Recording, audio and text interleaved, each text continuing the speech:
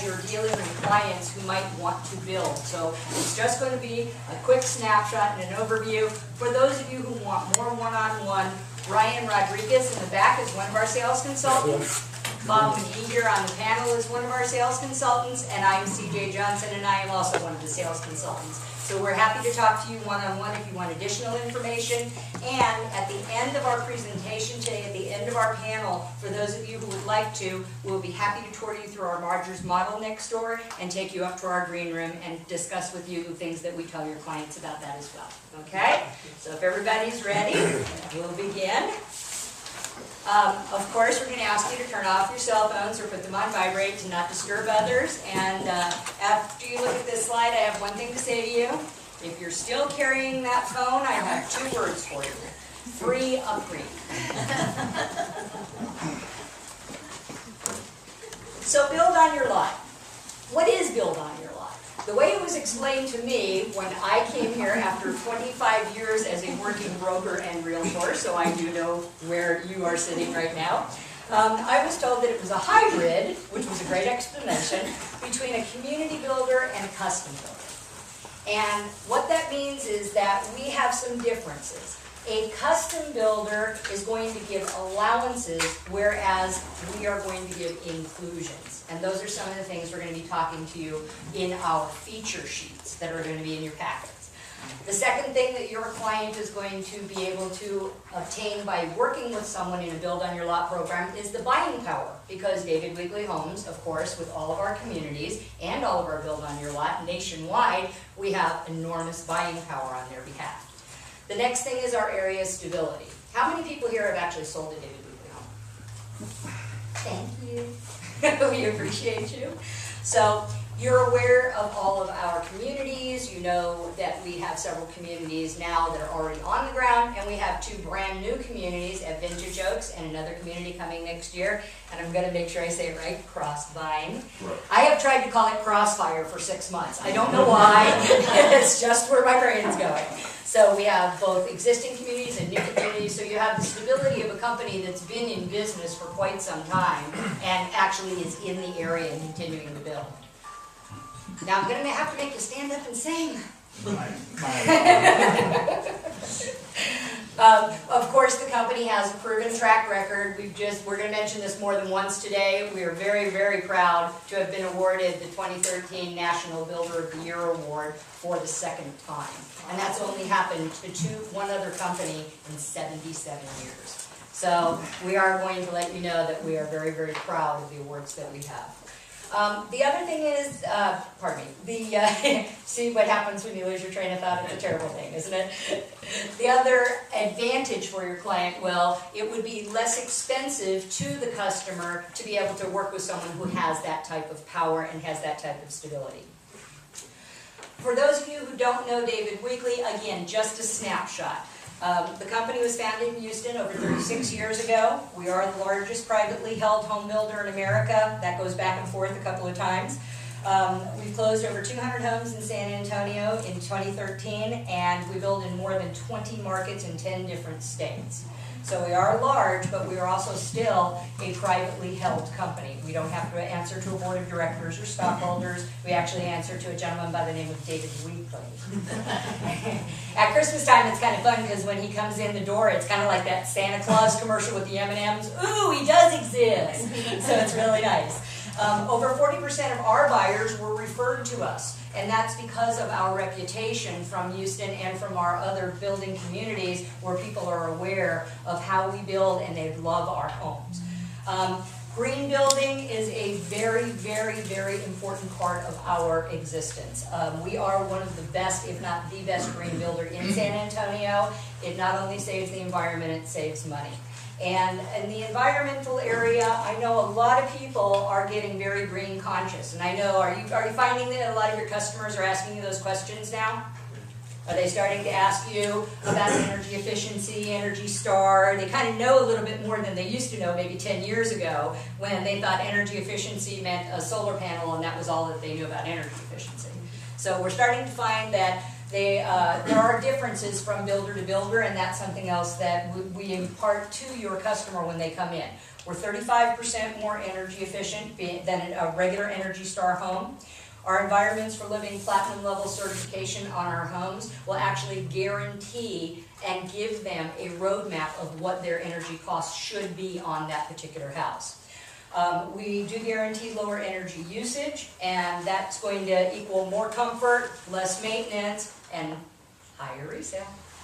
I don't think any realtor ever wants to have a client think that they can't get higher resale value on their home, right?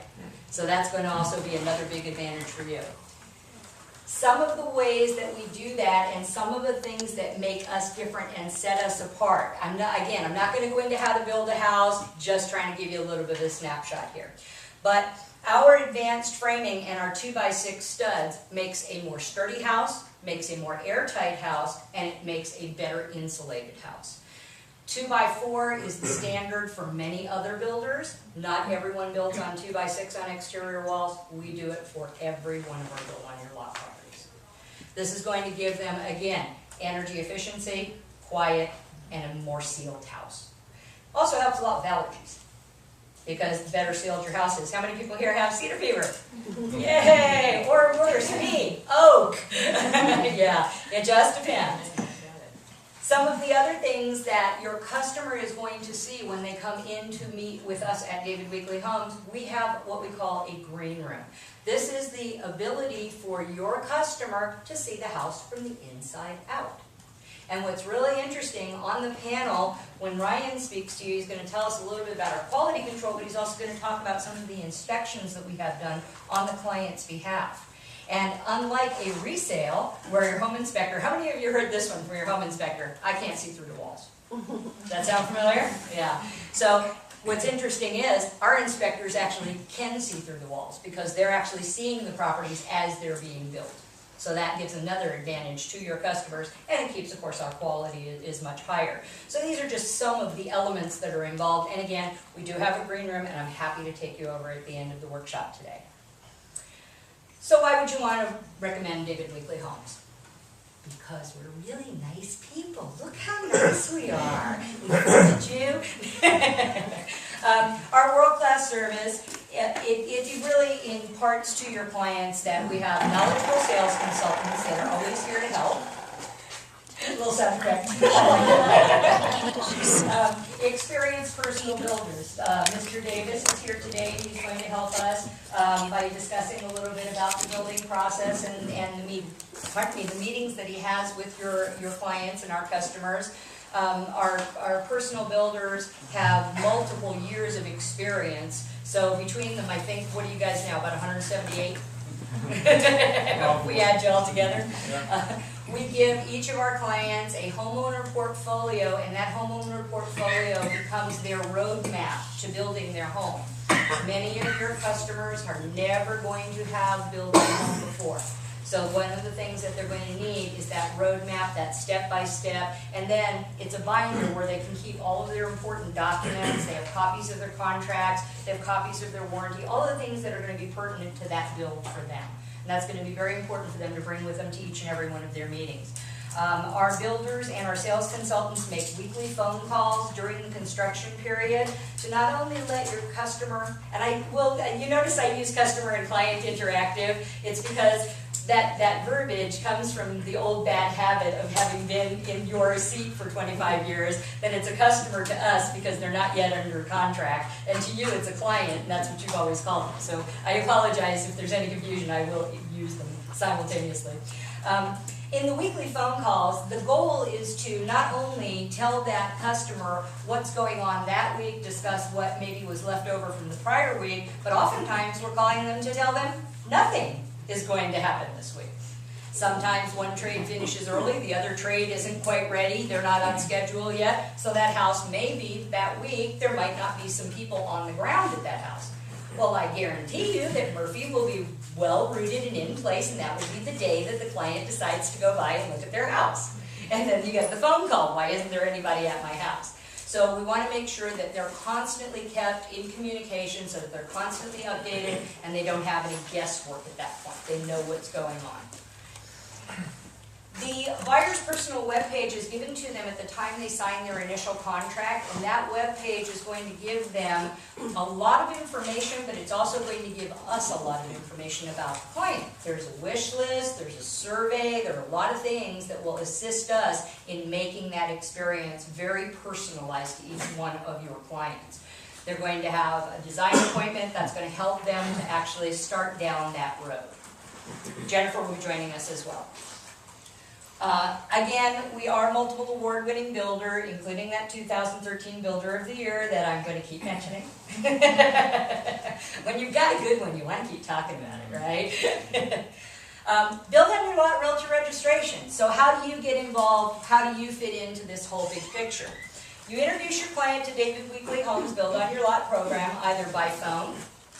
You can email any one of your sales consultants. You can register online on davidweekley.com, or you can bring them in person.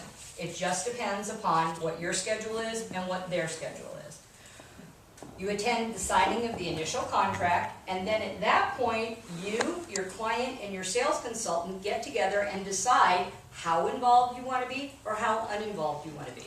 And I will tell you, we see both spectrums, okay? We see a lot of people who are going to come in here and say, I don't know anything about building, this isn't what I do, I'm going to let you take over at this point.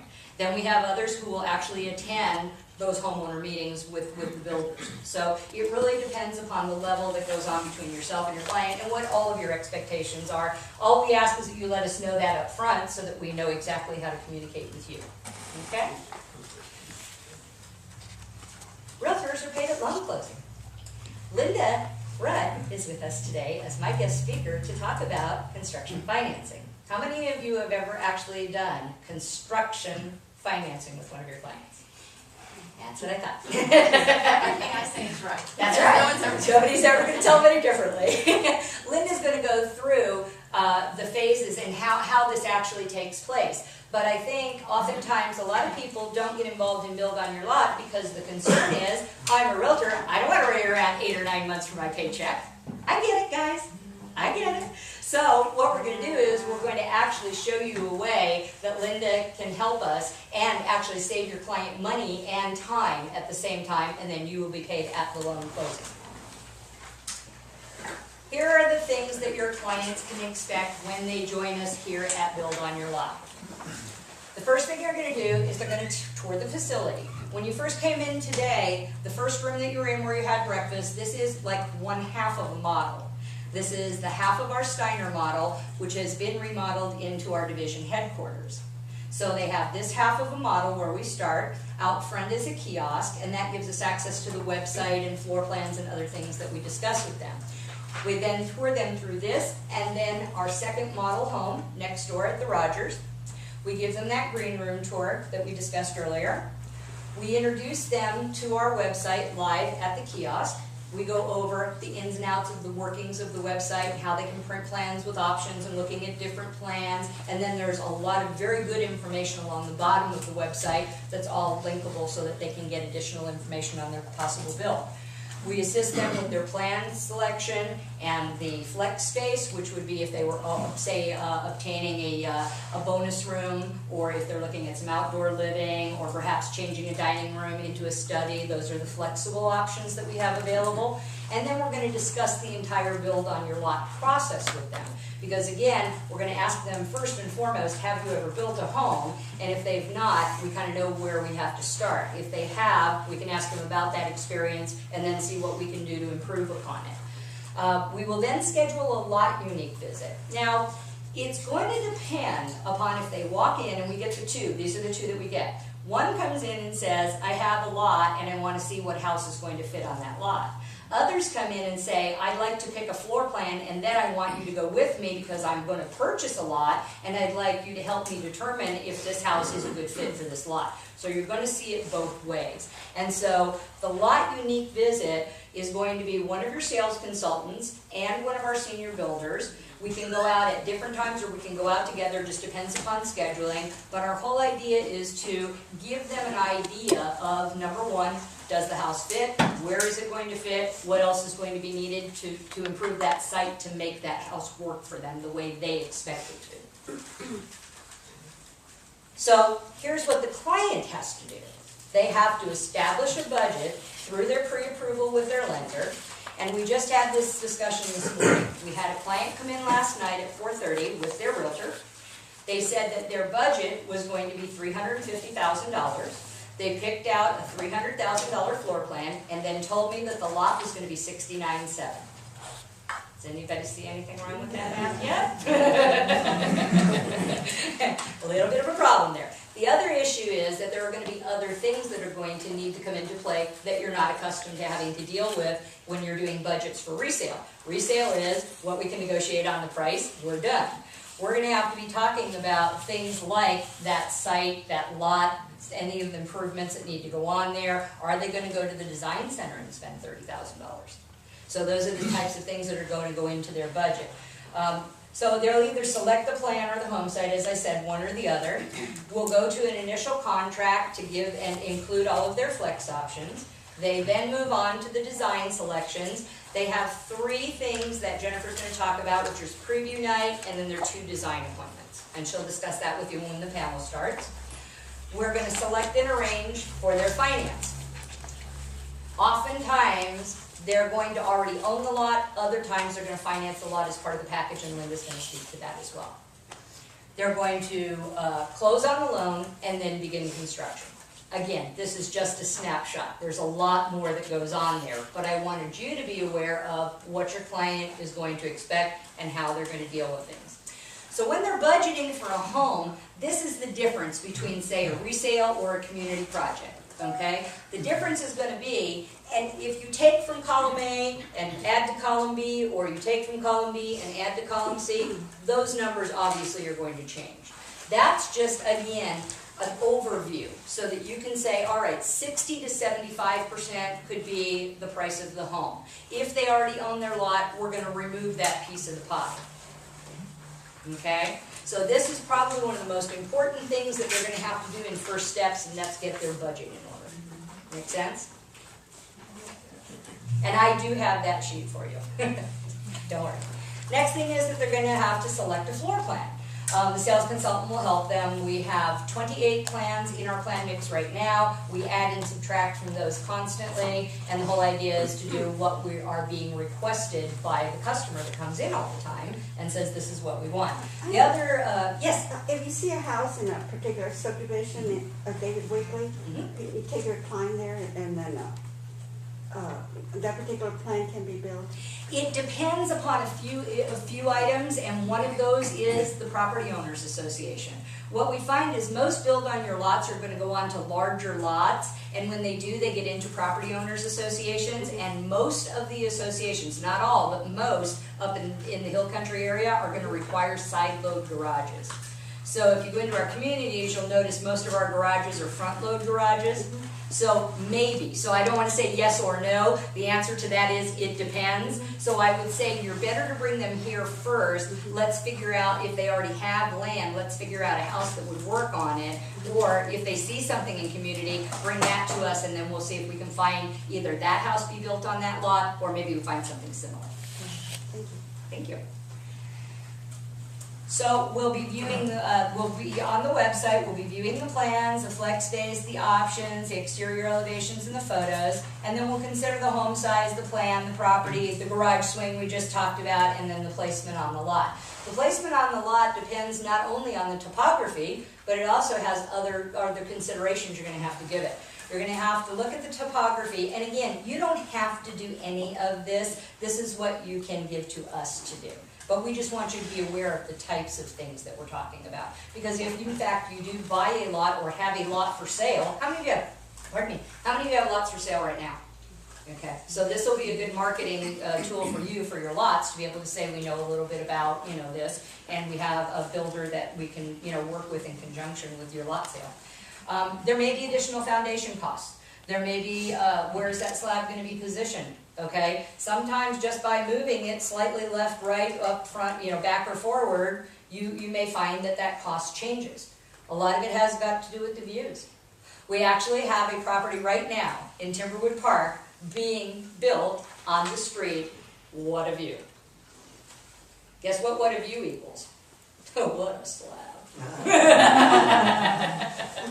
So, yeah, there's going to be differences. So if they bought that specifically for $1 million view, they're willing to pay the extra cost to have that slab upgraded so that it will work for their property. Driveways, sidewalks, steps to grade, positive drainage, just some other things that have to be taken into consideration. The infrastructure that I started to mention. Is there sewer availability, or are they going to have septic? In our included features, we are going to include an aerobic septic system in each one of our build on your lot properties. That also sets us apart from several of our competitors. But if they're going to be hooked up to the sewer, we have that ability, obviously. Well or public water. Right now, we're being told by the people who are drilling the wells that they're having to go deeper, that they're recommending reserve tanks, and the cost of a well is starting to go up exponentially based on that. You know, a lot of this is drought related, a lot of this is aquifer, and a lot of it has to do, again, with the soil that they're drilling. If they're drilling through rock in some of these areas, it's going to become a costly process. So that's something they're also going to have to put into their budget, and it's something we have to talk about. Do they have natural gas, or are they going to need propane? Is the homeowners association going to require they bury the propane tank, or aesthetically do they just want to bury the propane tank? Obviously we have the ability to do it, but that is something we're going to have to discuss. Where is their electric power? Do they already have electric to the property, or does it have to be established from the beginning? Do we need culverts for drainage? What is the job site access? So home site considerations, plot maps, surveys, really important for us to have. Without them, they're very difficult for us to know where those setbacks are. So what we want to know is, what are their building lines, front, rear, and side? We need copies of any of the Architectural Control Committee's rules and regulations, CCRs, POA, HOA. I can talk to you people in alphabet because you talk in alphabet too. We don't usually do that with our public meetings. They'll vary anywhere from 20 to 50 feet in the front, and I actually looked at a set of CCNRs last night that was a 100-foot setback from the street. Wow. So as you can imagine, we're going to be building some driveway, that's right, and running some utility lines. Corner versus an interior home site, that also has impact on how we build, and then of course the impact of the driveways. How much, how far, what type, we have to talk about those types of things.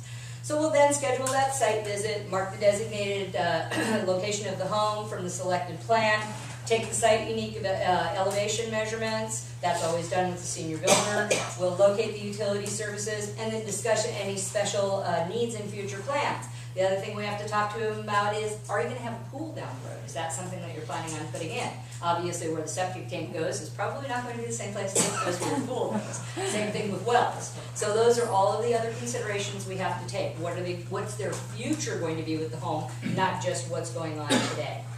So they come back, they sign their initial purchase contract. This is what they're going to need to get started with David Weekley Homes. We take a $5,000 earnest money deposit, second pardon.